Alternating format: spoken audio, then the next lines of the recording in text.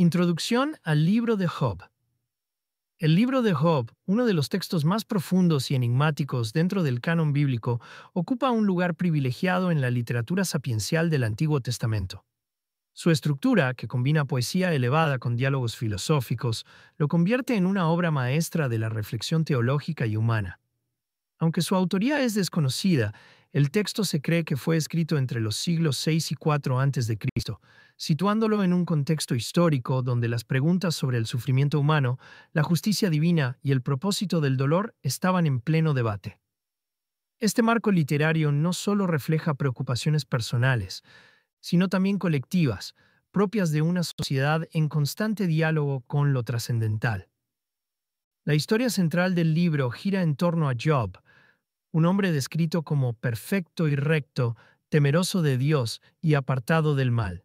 Job 1:1. Vivía en la tierra de Uz, rodeado de riquezas materiales y bendiciones familiares, pero su vida pronto se transforma en un escenario de pruebas extremas. El relato comienza cuando Satanás, presentado aquí como un ángel acusador subordinado a Dios, cuestiona la fidelidad de Job, argumentando que éste solo sirve a Dios por los beneficios que recibe. Dios permite que Satanás pruebe a Job retirando sus bienes, su salud y su paz familiar para poner a prueba su fe incondicional. El tema principal del libro de Job es la exploración del sufrimiento humano desde una perspectiva teológica y existencial. A través de los diálogos entre Job y sus amigos, así como las intervenciones divinas finales, el texto aborda cuestiones fundamentales. ¿Por qué sufren los inocentes? ¿Existe una correlación directa entre el comportamiento moral y las recompensas o castigos divinos? Estas interrogantes no solo son relevantes para el contexto religioso del Antiguo Testamento, sino que resuenan universalmente en la experiencia humana. En última instancia, el libro de Job desafía la visión simplista de la relación causa-efecto entre pecado y castigo, invitando al lector a contemplar la complejidad del plan divino y la naturaleza del sufrimiento como parte integral de la condición humana. A lo largo de su desarrollo narrativo, el libro explora estas ideas mediante un lenguaje poético cargado de simbolismo, imágenes vívidas y metáforas profundas. La interacción entre lo humano y lo divino, así como la búsqueda incansable de respuestas por parte de Job, da forma a una obra que trasciende su tiempo y lugar de origen, ofreciendo reflexiones atemporales sobre el misterio de la existencia. La vida de Job, antes de la prueba. Antes de enfrentarse a la calamidad que cambiaría su destino, Job era un hombre cuya vida estaba marcada por la abundancia y la devoción. Descrito como perfecto y recto, destacaba no solo por su prosperidad material, sino también por su carácter ejemplar. Sus días transcurrían en una armonía casi idílica en la tierra de Uz, donde tenía todo lo que podía aspirar un ser humano: riquezas, salud y una familia numerosa. Poseía vastos rebaños de ovejas, camellos, bueyes y asnos, símbolos evidentes de su prosperidad económica. Pero más allá de estos bienes terrenales, su mayor tesoro era su reputación de integridad y su temor reverencial hacia Dios. Job no solo acumulaba riquezas, sino que también vivía una vida equilibrada y virtuosa. Cada día dedicaba tiempo a asegurarse de que su conducta, tanto pública como privada, fuera intachable. Era conocido por su generosidad, su sentido de la justicia y su capacidad para ayudar a los necesitados. Además, se preocupaba profundamente por la espiritualidad de su hogar, llevando a cabo rituales de oración y sacrificios para proteger a sus hijos de cualquier pecado inadvertido. Esta combinación de virtudes lo elevaba por encima de los hombres comunes, presentándolo como un modelo de rectitud en su comunidad. Sin embargo, esta aparente perfección de Job no pasó desapercibida en los cielos. En un momento determinado, se presenta ante Dios una figura llamada Satanás, descrita en el texto como un acusador celestial que cuestiona la autenticidad de la devoción de Job. Satanás argumenta con audacia que la fidelidad de Job hacia Dios no es más que una respuesta calculada a los favores recibidos. ¿Acaso teme Job a Dios sin interés? Job 1:9. Pregunta retóricamente, insinuando que si las bendiciones materiales fueran retiradas, Job abandonaría su fe. Esta acusación pone en marcha una serie de eventos que pondrán a prueba no solo la devoción de Job, sino también su capacidad para enfrentar el sufrimiento sin perder de vista su confianza en lo divino. La irrupción de Satanás en la narrativa introduce un elemento de tensión dramática que contrasta con la tranquilidad inicial de la vida de Job. Hasta ese punto su existencia había sido predecible y estable, pero ahora se ve amenazada por una fuerza externa que busca desestabilizarla. Este conflicto anticipa el núcleo central del libro: la confrontación entre el libre albedrío humano y la soberanía divina. Así como la naturaleza del sufrimiento como un fenómeno que escapa a la lógica humana. Es precisamente esta tensión lo que da inicio a la transformación radical de la vida de Job, lanzándolo desde la cima de la prosperidad hacia el abismo del dolor y la pérdida. El desmoronamiento de la prosperidad, una prueba extrema. El primer golpe que sacude la vida de Job llega de manera repentina e implacable. Mientras cuida su rebaño, un mensajero llega con noticias devastadoras. Los saqueadores han atacado y se han llevado todos sus bueyes y asnos, matando además a los criados que los custodiaban. Sin dar tiempo a asimilar esta tragedia, otro mensajero anuncia que un fuego enviado por Dios ha consumido a todas sus ovejas y pastores. En rápida sucesión, un tercer mensajero informa que los caldeos, en 3 bandas armadas, han robado todos sus camellos. Finalmente, el cuarto mensajero trae la noticia más desgarradora. Durante un banquete familiar, un viento furioso ha derrumbado la casa donde estaban reunidos los hijos e hijas de Job, causando su muerte instantánea. En un abrir y cerrar de ojos, Job pierde no solo toda su riqueza material, sino también a sus seres más queridos. Frente a esta avalancha de calamidades, la reacción de Job es sorprendente. En lugar de caer en desesperación o culpar a Dios, se rasga las vestiduras en señal de duelo, se rapa la cabeza y se postra en el suelo para adorar. Con una compostura que parece desafiar la magnitud de su pérdida, exclama: «Desnudo salí del vientre de mi madre, y desnudo volveré allá. Jehová dio, y Jehová quitó. Sea el nombre de Jehová bendito». Job 1:21. A pesar de su angustia, no pronuncia ni una palabra de reproche contra Dios, demostrando una fe inquebrantable incluso en medio del desastre total. Sin embargo, el sufrimiento de Job no termina ahí. Satanás, insatisfecho con haber arruinado su fortuna y familia, obtiene permiso de Dios para atacar también su cuerpo. De repente, Job es afligido por una enfermedad repugnante y debilitante. Úlceras malignas cubren su piel de pies a cabeza. Este nuevo golpe lo deja incapacitado físicamente, obligándolo a sentarse en un montón de ceniza mientras intenta mitigar su dolor con fragmentos de cerámica rota. Su esposa, incapaz de soportar el horror de verlo en tal estado, le dice: «¿Aún retienes tu integridad?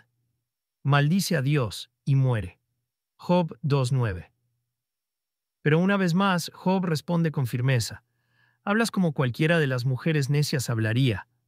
Si recibimos el bien de Dios, ¿por qué no habríamos de recibir también el mal?». Job 2:10.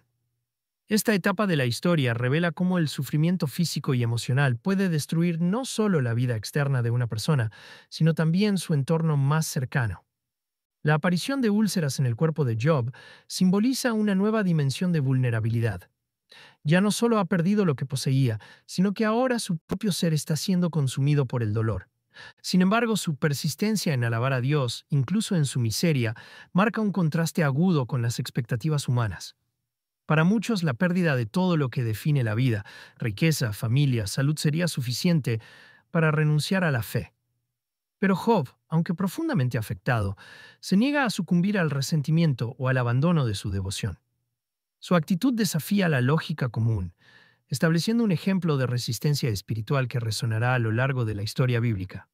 Este desmoronamiento progresivo de la prosperidad de Job no solo destaca la fragilidad de las cosas materiales, sino también la capacidad humana para encontrar significado más allá de ellas. A pesar de encontrarse en el punto más bajo de su existencia, Job demuestra que su fe no depende de circunstancias externas, sino de una conexión profunda con lo divino. Este testimonio de perseverancia en medio de la adversidad sienta las bases para los debates teológicos y filosóficos que se desarrollarán en los capítulos siguientes, donde la naturaleza del sufrimiento será examinada desde múltiples perspectivas. Los amigos de Job, diálogos sobre la justicia divina. Tras la devastadora pérdida de su prosperidad y salud, Job permanece en su aflicción, sentado en un montón de ceniza, cuando 3 de sus antiguos amigos deciden visitarlo. Elifaz, Bildad y Sofar llegan con la intención de consolarlo, pero al ver su estado desfigurado por el sufrimiento, quedan tan impactados que guardan silencio durante 7 días y 7 noches. Sin embargo, este periodo de empatía muda pronto da paso a una serie de intensos diálogos que exploran las causas y el significado del sufrimiento de Job. Elifaz, el primero en hablar, aborda el tema desde una perspectiva tradicional. Argumenta que el sufrimiento es siempre el resultado directo del pecado personal. Basándose en su propia experiencia y observaciones, Elifaz señala que aquellos que temen a Dios son recompensados con bendiciones, mientras que los impíos enfrentan inevitables consecuencias negativas. Según él, la situación de Job debe interpretarse como un castigo divino, y su única salida es reconocer y arrepentirse de cualquier falta cometida, aunque sea inconsciente. Acuérdate ahora, ¿quién que sea inocente haya perecido? ¿O dónde han sido destruidos los rectos? Job 4:7 pregunta retóricamente, sugiriendo que el sufrimiento de Job no puede ser arbitrario. Bildad, el segundo amigo, adopta un enfoque más legalista.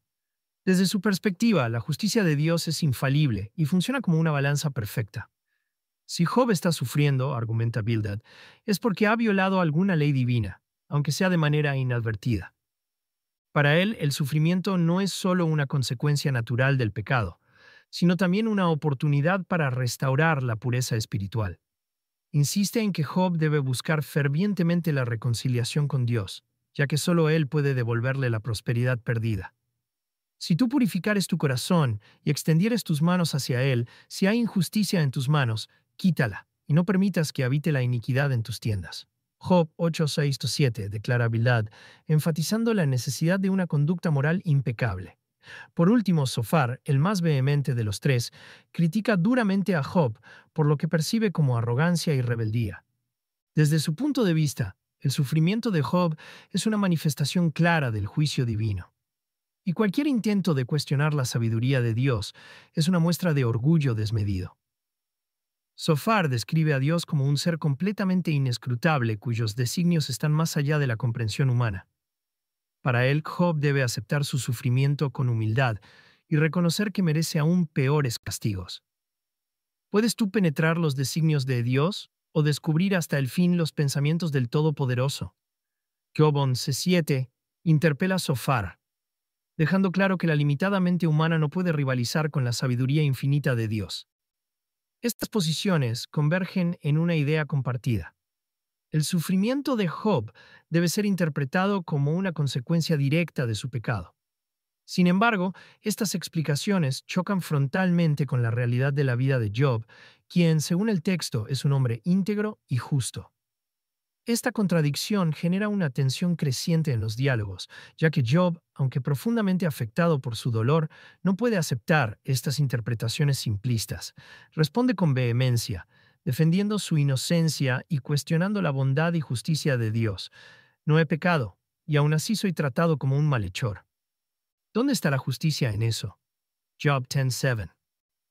Para Job, el sufrimiento no tiene una relación causal directa con el pecado personal, y la insistencia de sus amigos en esta conexión lo lleva a sentirse incomprendido y traicionado. Los diálogos entre Job y sus amigos ilustran cómo las diferentes interpretaciones del sufrimiento pueden generar divisiones incluso entre quienes buscan consolar. Mientras Elifaz, Bildad y Sofar ven el mundo a través de un prisma de justicia retributiva, Job enfrenta una crisis existencial que lo obliga a reconsiderar las creencias que alguna vez sostuvo. Este choque de perspectivas no solo refleja las tensiones entre la teología tradicional y la experiencia humana, sino que también anticipa la inevitable intervención divina que resolverá estas disputas de manera inesperada. La respuesta de Job: indignación y preguntas profundas. Frente a las afirmaciones de sus amigos, que reducen su sufrimiento a un simple castigo por pecados ocultos, Job responde con una mezcla de indignación, frustración y un profundo anhelo de justicia divina. Su réplica no es meramente una defensa personal, sino un grito existencial que desafía la lógica simplista de la retribución divina. Aunque sus amigos insisten en que el sufrimiento es siempre el resultado de una transgresión moral, Job se niega a aceptar esta interpretación. En cambio, expresa su incredulidad ante la injusticia de su situación. He aquí, yo clamo, violencia, pero no hay quien responda. Grito, Socorro. Component placement, pero no hay justicia. Job 19:7. Este lamento no solo refleja su desesperación, sino también su convicción de que su sufrimiento carece de una causa moral justificable. Uno de los aspectos más poderosos de la respuesta de Job es su disposición a cuestionar abiertamente a Dios. A diferencia de sus amigos, que atribuyen todo sufrimiento a la voluntad divina sin cuestionarla, Job no teme confrontar al Creador con preguntas difíciles. En un momento crucial, exclama: "Oh, si supiera dónde hallar a Dios y pudiera llegar hasta su tribunal, expondría ante él mi causa y llenaría mi boca de argumentos". Job 23, 3-4. Aquí, Job no solo expresa su deseo de obtener respuestas, sino también su necesidad de un diálogo genuino con Dios.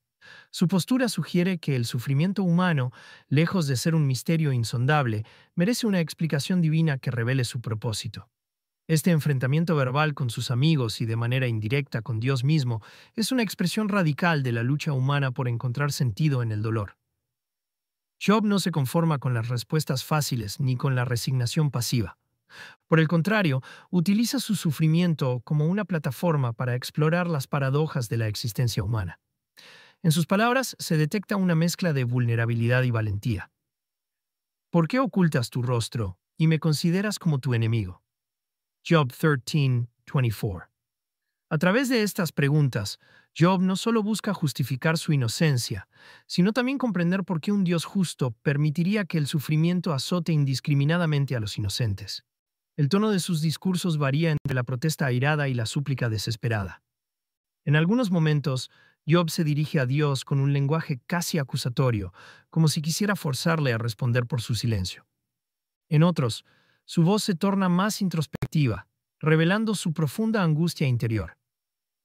¿Qué provecho tienes tú, oh Dios, de mi sangre, de que yo descienda a la corrupción? Job 30:23. Se pregunta, expresando su sensación de abandono y desesperanza. No obstante, incluso en sus momentos más oscuros, Job mantiene una chispa de esperanza. Cree firmemente que, aunque nadie lo escuche en este mundo, su clamor será registrado en los cielos. Pero yo sé que mi Redentor vive y al fin se levantará sobre el polvo. Job 19:25. Esta declaración, cargada de fe y confianza, marca un punto de inflexión en su discurso, mostrando que, a pesar de su dolor, Job no pierde de vista la posibilidad de una justicia futura.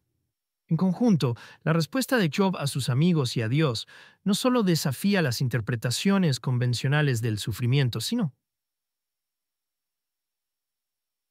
que también establece un precedente para el cuestionamiento honesto y abierto de la divinidad. A través de su lucha, Job modela una forma de fe que no teme hacer preguntas difíciles ni enfrentarse al misterio del dolor humano. Este enfrentamiento, aunque doloroso, es esencial para su transformación personal y para el desarrollo del mensaje central del libro. Que el sufrimiento, aunque inexplicable a veces, puede ser una oportunidad para profundizar la relación entre lo humano y lo divino. La intervención divina, un diálogo cósmico. Cuando el debate entre Job y sus amigos alcanza su punto culminante, saturado de preguntas humanas y respuestas insatisfactorias, Dios finalmente rompe su silencio. Su intervención no viene en forma de explicaciones detalladas ni disculpas por el sufrimiento de Job, sino a través de una serie de preguntas majestuosas que despliegan la grandeza y el misterio de la creación. Desde un torbellino, Dios se dirige a Job con una voz que evoca tanto poder como sabiduría. ¿Quién es este que oscurece el consejo con palabras sin conocimiento? Job 38:2. Con estas palabras, Dios invita a Job a reflexionar sobre la inmensidad de su creación y las limitaciones inherentes a la comprensión humana. El monólogo divino comienza con una serie de preguntas que abarcan los fundamentos mismos del universo. Dios cuestiona a Job sobre su participación en la creación del mundo. ¿Dónde estabas tú cuando yo fundaba la tierra? Házmelo saber, si tienes inteligencia. Job 38:4. A continuación, describe los pilares sobre los que descansa la tierra, los límites del mar y las puertas del amanecer, elementos que resaltan la perfección y el orden cósmico diseñados por Dios. Luego, pasa a mencionar fenómenos naturales como las nubes, el rayo y la lluvia, subrayando que son instrumentos de su voluntad y no meros accidentes del azar. Estas preguntas no buscan una respuesta literal, sino invitar a Job a reconocer la pequeñez de su perspectiva frente a la vastedad del plan divino. A medida que continúa su discurso, Dios se enfoca en los animales y su comportamiento, utilizando ejemplos específicos para ilustrar su soberanía. Habla del león y el cuervo, cuya supervivencia depende de su provisión diaria, y del hipopótamo y el behemoth, criaturas colosales que desafían el control humano. Finalmente, describe al leviatán, una bestia formidable y misteriosa que simboliza el poder incontrolable de la naturaleza. ¿Harás tu juego con él como con un pájaro, o lo atarás para tus jóvenes doncellas? Job 41:5 pregunta a Dios, destacando que algunas fuerzas de la creación son insondables incluso para el ser humano más sabio. A través de estas descripciones, Dios recalca que su sabiduría sobrepasa la capacidad humana de comprensión y que el mundo, en toda su complejidad, opera bajo principios que van más allá de la lógica humana.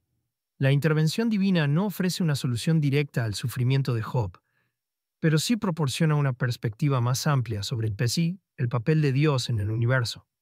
Al plantear preguntas que desafían la pretensión humana de entenderlo todo, Dios invita a Job a abandonar la búsqueda de respuestas simples y aceptar la grandeza de lo desconocido. En este diálogo cósmico se revela que el sufrimiento humano no siempre puede ser explicado dentro de los límites de la justicia retributiva o las categorías morales humanas. En cambio, forma parte de un diseño mucho más vasto, cuyo propósito escapa a la comprensión humana. Al final de su discurso, Job responde con humildad y asombro: «He aquí que yo soy vil. ¿Qué te responderé? Mi mano pongo sobre mi boca». Job 40:4. Reconoce que su conocimiento es limitado y que su intento de cuestionar a Dios fue producto de su ignorancia. Sin embargo, esta admisión no implica una rendición completa ni una aceptación pasiva del sufrimiento. Más bien, refleja una transformación interna en la que Job, aunque sigue sin recibir una explicación clara, encuentra paz en su relación con lo divino. Este cierre del diálogo entre Dios y Job subraya un mensaje central del libro: que el sufrimiento, aunque inexplicable, puede llevar a una mayor intimidad con lo trascendental. La restauración de Job, un final de bendición y comprensión. Después de la intervención divina, que dejó a Job en un estado de profunda humildad y asombro, el texto narra un desenlace sorprendente y significativo. Dios, tras escuchar la respuesta reverente de Job, decide restaurar su vida de una manera extraordinaria. Lo que antes parecía una tragedia irreversible se convierte en una historia de gracia y renovación. En un giro providencial, Dios no solo devuelve a Job lo que había perdido, sino que lo multiplica abundantemente. Job recibe el doble de sus posesiones originales. Jehová bendijo el postrer estado de Job más que el primero. Job 42:12. Sus rebaños, que alguna vez fueron reducidos a la nada, ahora crecen hasta incluir 14,000 ovejas, 6,000 camellos, 1,000 yuntas de bueyes y 1,000 asnas. Esta restauración material simboliza la recuperación completa de su prosperidad, pero va más allá de lo económico. Representa una reconciliación profunda con la vida misma. Además de la prosperidad material, Job experimenta una renovación en su vida familiar. Aunque la pérdida de sus hijos e hijas originales nunca podría ser olvidada, Dios le concede 10 nuevos hijos e hijas, quienes traen alegría y propósito a su hogar nuevamente. Las hijas de Job, en particular, son destacadas por su belleza excepcional y reciben nombres que reflejan la gracia divina: Jemima, Kesia y Keren-Hapuk. Más notable aún es que Job les otorga herencia junto con sus hermanos, algo que no era común en su cultura, lo que subraya la abundancia de su bendición y la igualdad en su amor paternal. Esta restauración familiar no solo compensa las pérdidas anteriores, sino que también refuerza el mensaje de que la vida, aunque frágil, puede ser reconstruida por la gracia divina. La conclusión del libro de Job no solo se centra en la restauración externa, sino también en la transformación interna del protagonista. Después de enfrentar el sufrimiento extremo, Job emerge como un hombre más sabio y profundo. Su relación con Dios ha cambiado drásticamente. Ya no ve al Creador como un ser distante cuyas acciones deben ser cuestionadas, sino como una presencia misteriosa pero fiel que guía su vida.